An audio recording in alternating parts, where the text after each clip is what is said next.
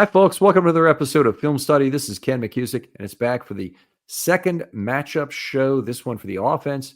Joining me, as always, my co-host, Frazer Tafar. Frazer, how you doing? Doing good, Ken. Glad to be back on for the offensive show. Had a real good defensive matchup, talking about inside linebackers versus Flacco in the mind games in the pass game, and then also really just taking a look forward to what kind of packages we could see, some new variations. Does Alexander look like he can sustain moving forward? Things of that nature. Yeah, a lot of things about that pass rush will be interesting. The Ravens need to get some outside pass rush going. They also need to get some inside pass rush going, but they have the advantage. They're not facing a Josh Allen this week, not facing a guy who's going to do a lot of damage if he leaves the pocket, and they have a chance to get back to some of their normal ways of stunting and blitzing that would otherwise open up lanes for running that they don't need to be too concerned about. I don't believe with 40-year-old Joe Flacco back there. At all. And keeping on the topic of running, moving into my first matchup of the game, the Ravens power run scheme versus the Browns front seven. The Browns are talented up front, really starting with Miles Garrett, all pro, all world. And then you got the Mason Graham, their first overall pick or first round pick. And then they're solid all around in the front with the linebackers. They have Devin Bush and Ward playing well. Del Pitt, a strong safety. I'm really interested to see how we improve on the first game. We had a lot of success. There were some instances that we let pressure leak inside, noticeably on the Derrick Henry fumble. I want to see the adjustments we make in terms of understanding that yes, you have an assignment, but you have to gauge the situation in real time. Does it make sense to let your guy go scot-free and leave your teammate hanging out to dry to spot this all-world three tech across his face? I mean, just small things like that. I want to see if we can build on this strong performance and make more of a difference in the game, in the crucial points of the game, not even just the middle parts. We need it in the beginning and at the end. Well, it's a very difficult game, certainly in them trying to defend Ed Oliver. And the one play was a difficult reach block for Rosengard. Rosengarten to make because Falele left the spot. Yeah. Falele was pulling on the play. Falele actually had a pretty good mobility game, which is funny. He had a lot of big pass blocking areas, particularly in that first half. But then he actually played pretty well in terms of mobility. I'm not excusing his very poor overall play because he was such a poor pass blocker. He had more pass rush events in this single game than he'd had in the last 5 games of last year combined, and they were more serious. He had like -9 points of pass rush events in this game, and it was -4 in the final 5 games of last year. So it has a 309 snaps to 60 difference also. So it's very hard to sit there and watch Falele take such a huge step back. And I know Yeah. everybody's pissed off at Falele, but they're not really trying to consider. It's not just you always knew, and I'm using air quotes, that Daniel Falele sucked, and you never had any confidence in him or anything. But the truth of the matter is, Daniel Falele finished extremely well last year. This is an enormous loss for the Ravens if he's regressed in some way to being a below average lineman. Yeah, and I mean, to put it frank, it looked like it was still snowing out there for him, the way he was moving. I mean, he literally was skating on ice. I mean, it was tough to see him the way, even on the Lamar Houdini play. I mean, he's turning around and looking at the guy It looked like, terrible. It what looked are we terrible. doing? We It, have to it, do something about it that. Like, and in truth, that was Rosengarten and Stanley who choked up on that one, and yes. it became a zero Well, R. Lamar But could have stepped up as well. I well, thought he had look, he had space to step up. he stepped back and stepped around, and that turned out to Yes. be worth 19 yards. It's hard to really blame Lamar on that play. He had one of the sack 0. He stepped up. That was Rosengarten too. He stepped Yes. up, but he then went too far. I thought Rosengarten allowed a pressure on the play effectively, but not a sack. So I gave him 1/3 of that sack. I gave 2/3 of it to Lamar. Mm. That's one case where Well, I mean, there are a couple cases in the game where Rosengarten clearly gave up pressures, and it was interesting that not everybody scored it the same. Let's put it that way as me. So, but I completely agree on the power run game, and I think they need to get back to the basic duo stuff and really show that they can open up Yes. holes with that. Yes. It Yes. doesn't have to be zone running. They can do that effectively, and in some ways that works quite well with the misdirection they throw, but shows that you can move people. I mean, they're they're much bigger than their opponents. Even in this game against the Bills, who have now a couple big players in Deion Walker and Daquan Jones, Yep. they still way outsized them, and they should be able to push these guys around, I think. Do you think we go to the rotation if he has another fall off the cliff game with Ben Cleveland? Yeah. I don't know how soon I'd make the move. Probably not after one more game, but you'd really have to say fall off the cliff games have a very wide spectrum of possible Fair. outcomes. So let's say if it's anywhere between 0 and 50, well, if it's 50, probably no, he gets another chance. If it's 0, yes, I think he's out of it. So, and we've seen zeros. James Hurst has had a 0 before. So anyway, there are differences. Let me move on to my second one, which is similar, but a little bit different. It's sustained drives with the run. Now, if they're able to impose their will on the Cleveland Browns, likely this one is not going to be a terrible problem. But what happened in this game was they didn't have uniformly great run plays. They had a whole bunch of breakaway runs and they had a whole bunch of negative runs.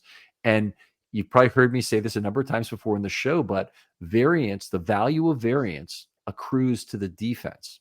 Okay, Yep. so the defense wins if plays are like 30 and then 2 -5s and a couple of 2s and 3s. They're more likely to get a stop out of a selection from those plays than you are to have a sustained drive. The Ravens need to get Derrick Henry running for 5, 6, 7 yards per carry like he did all last season on a high number of plays. It was the Houston game was the most extreme example of Derrick Henry being able to run for just 7 yards just about every play, Yeah. and how much that really demoralized that team. But the barbell results against the Bills really hurt both the offense and the defense in quarter 4. The offense couldn't sustain drives. In fact, in the whole second half, they had 7 drives. The longest possession was 4 plays. It And was it was really tough to bad. see. Yeah. Really tough to see. I think obviously we all didn't like the jet sweep to Zay Flowers, but that illegal formation or whatever it was that where Zay was moving forward on the jet Yeah. sweep.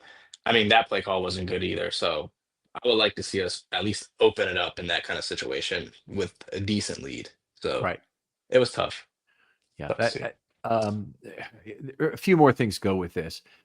They need to lean more on the misdirection component with their offense, which is absolutely deadly. We saw Jackson make very good zone reads in this first game. He had 6 runs, I think, of 10+ yards. Might have Yes. been 5, but whatever it was effective. And Henry also had 5 big runs. And uh, you know, I think they can continue that. They're playing a team that has 2 very good inside linebackers. Devin Yes. Bush has rejuvenated his career in Cleveland, and he's now he's always been a good tackler, by the way, but he's now a better all-around linebacker and probably a little better instincts and getting the spot. And Carson Schwessinger has been one of the big week 1 revelations in terms of how good he was relative to where I thought he was anyway in the draft. I had him as a 3rd or 4th round pick, and the Browns got him in round 2, and he's been completely worth it so far. So we'll see if that holds out. I think also they have the chance to run no huddle to keep the guys tired. I think it's generally a good thing. And the offense it needs to do its part in winning snap count. The defense also needs to be able to get the Browns off the field, but they need to do their part to win snap count. Yeah, and I'm excited to see how we follow up our performance from last week. I mean, it was Lamar almost had a perfect performance. His QBR was Mhm. 144. I mean, you can't. I mean, obviously he's been perfect, but um, to your point about the QB runs, the ironic thing is when Buffalo came out and scored first play. they calm the game down with the Lamar pull on the run, and then Henry fumbles the next play. I mean, Mhm. I feel like we had a script going into that, and then they punched us in the mouth, and that's where we kind of were just on the ropes, and then they gave us a knockout punch.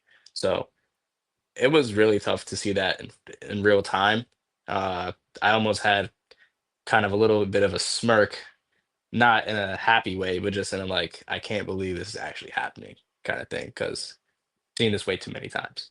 Yeah, it is. You feel like it's the same story. Jonas Schaefer made the point that when they've been in the process of blowing fourth quarter leads over some period, and it might have been the beginning of 2018 or whatever it was, but the leads that they've blown in the fourth quarter that met a certain criteria, they'd fumbled the ball. There had been a total of 8 fumbles on the ground, 5 by the Ravens and 3 by the opponents, and the Ravens had recovered 0 of them.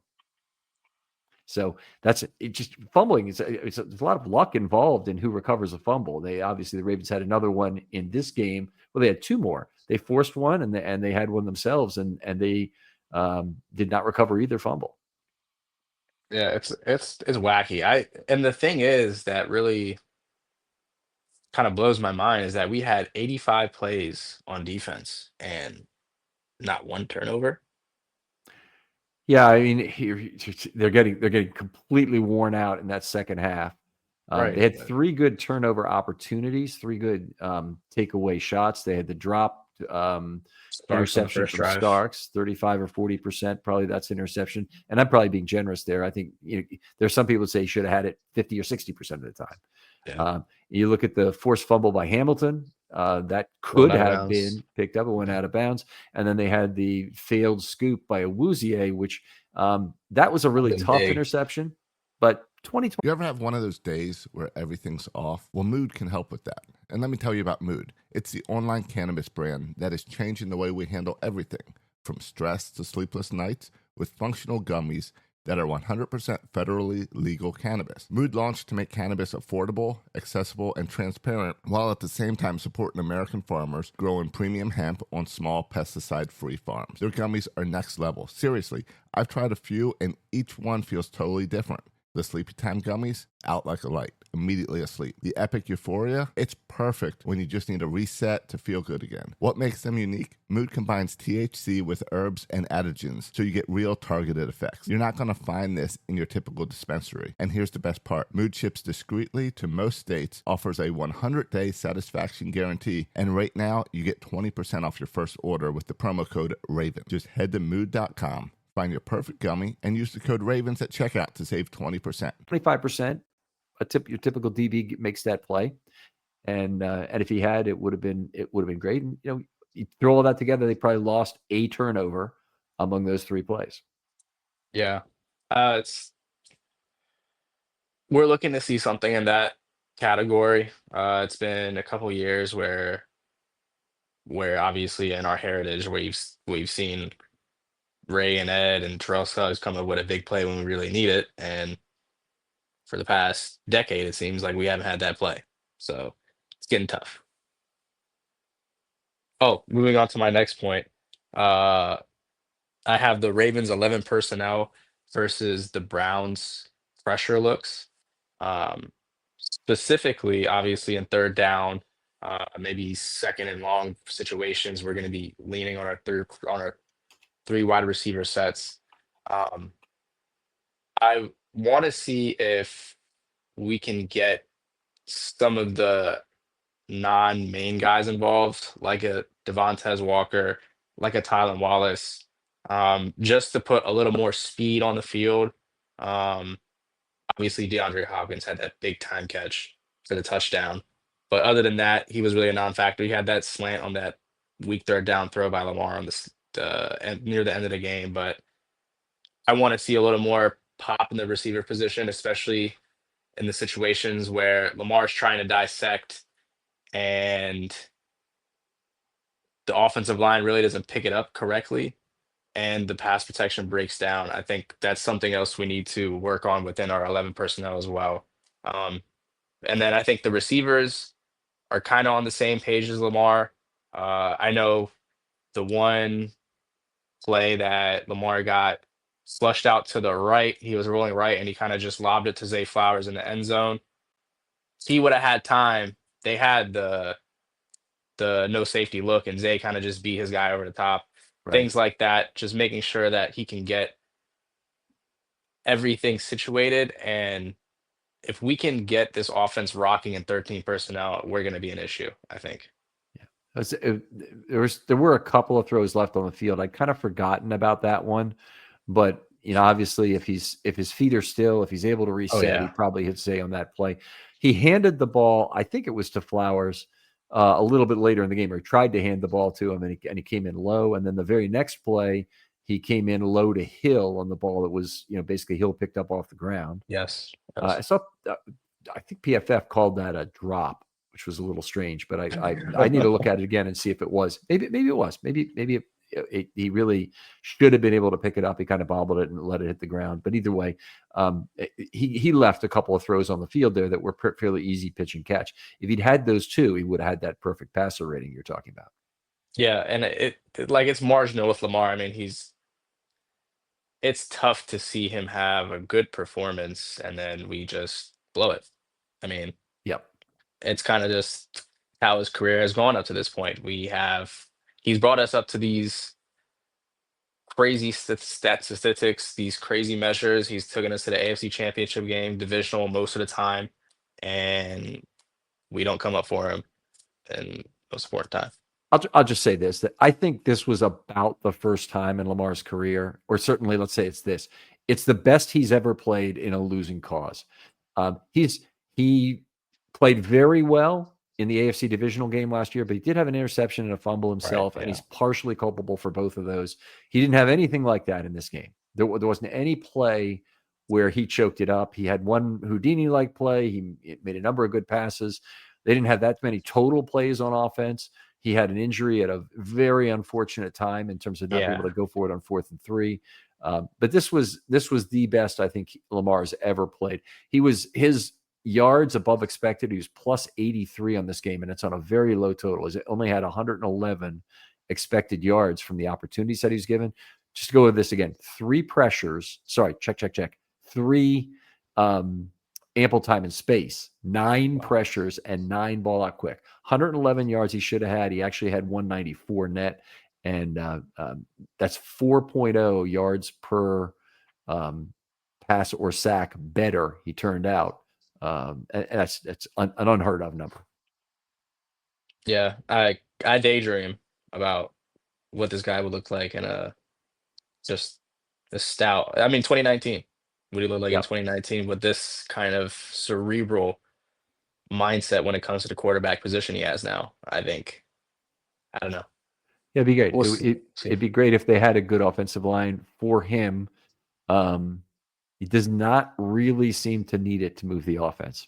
Yeah. And that's a great thing is he can overcome a lot of weakness on the interior offensive line. I hope, if Linderbaum is not here next year, and it looks like every week that passes makes it more likely that will not happen, that he will not be back, then I certainly hope that's not the straw that breaks the camel's back with, poor play at center causing the entire line to unravel. But I think there certainly is a risk, A, that'll happen, that he'll be gone, and B, that the replacement won't be nearly at the same caliber. All right, I'll give you my last item. That's find that guy and that scheme. And what I mean is when I say it comes from an old Wink Martindale thing he used to say, or Dean Pease, I think actually is the first one I heard say it. It's been said probably as long as football has had the forward pass, that once the defense probes around a little bit, they will find that guy who they can take advantage of. Mm-hmm. And you can't hide a linebacker who can't cover. You can't hide a safety who doesn't know what he's doing. They'll figure out what it is. So the Ravens playing a team like the Browns, which has, some younger players on defense, but also some guys who are not perfect in terms of what they bring to the back end. Grant Delpit is a guy who's he's had some pretty good years as a tackler, not the greatest coverage guy, in my opinion. They've got people they can potentially take advantage of, in particular between level 2 and 3, but they've also got him on the outside as well. They've got Not Newsome. Who's the other guy who's on the outside now? Because Newsome is hurt, right? Ward. Not Ward. Ward's great. He's not the guy I'm talking about. It's the other guy. So anyway, I'm not thinking about it right now, but there are guys they can take advantage of there on the back end. And the other thing is, I don't know that they have a guy that Zay Flowers can cover, that can cover Zay Flowers, because right now I'm not sure anybody in the National Football League can cover him. His step out of the break is so explosive and so sudden that it doesn't seem like there's any defensive back who's going to be able to stay with him on a crossing route. That's pretty much what the Ravens ran this last game. It wasn't like he was getting behind the defense on 7, 8, 9. He was getting behind the defense on a bunch of in-cutting routes and making big plays out of them. And then he had a one catch behind the line of scrimmage where he went for a lot of yards. So that was a good play, a really good design where he was just underneath. I mean, I was like, wow, how did he even get into that spot? I didn't even see him. Nice. It was very good. It's very good by him. Somebody I was doing the show with on the offense, I think it was Jonas, said that he thought that Flowers had done a really good job selling that to the cornerback, which is great because that's not Flowers' game, is to sell things to the cornerback. He just is too sudden for the cornerback, which is an athletic gift that like no one else has. That even great route runners like Bateman have to be jealous of. Bateman has some speed, but he has great route running and the ability to literally make the defensive back do the wrong thing. That's not Flowers' game. Flowers, if he's done it on a comeback route, that's an extra piece of value there we might uncover. Want to see the Ravens get Andrews and Bateman back in the game this week. Yep. Andrews only had one catch for 5 yards. Bateman's used on a couple short ones. Might have been Bateman who he underthrew. I got to go back and look at that, but one of those underthrow plays that kept him for a perfect rating. And then, and they also had that one throw where the DB was holding on to Bateman's nameplate the whole route. Yeah. That one. I think that one was also. He really wanted that flag. That's for sure. They should have called that. Yeah. They should have. The other thing is not having Keaton Mitchell. Will they do that against the Browns? I sure as hell hope not. They need to get Mitchell in there, really see what he can do for the offense, because he's a great weapon, and he's not just a guy who takes carries away from Derrick Henry. He may take some carries from Derrick Henry. He may take some from Justice Hill, and he may be in there when when one of the two of them is in. And he can bring you tremendous misdirection value. The Ravens need that against the Browns. They need to make those inside linebackers make some mistakes, and I want to see Mitchell involved in that. And I also would like to see LeJohntay Wester get a few offensive snaps. He didn't play all on offense in this last game. Yeah, I think they really wanted to stick to their guns for their first game. Really put a statement out there to the NFL that they're going to do what they want to do, especially on offense, which they did, but they just couldn't finish it. I think as the season goes on, we'll start to see them open up more with the personnel. I think, like I said, they just really wanted to get something across against the Bills. I know Delpit was chirping in the media saying that Derrick Henry is easy to tackle. So there's a lot of food on the plate of the Cleveland Browns this week. I don't know if they could eat all. It may have bitten off more than they could chew. Yeah. All right. Well, Frazer, always great talking football with you. Tell folks where they can hit you up online if they have questions or just want to talk matchups with you. Yep, you guys can reach me on Twitter/X at F_Rave8. That's F_RAVE8. All right. Other folks out there, if you're wondering about the schedule of shows in every week, here it is in a nutshell. One day after the game, I record the defensive review. That's 2 shows, 2 total hours of content that come out on Tuesday after a Sunday game. On Wednesday, same thing for the offense, 2 shows after that game.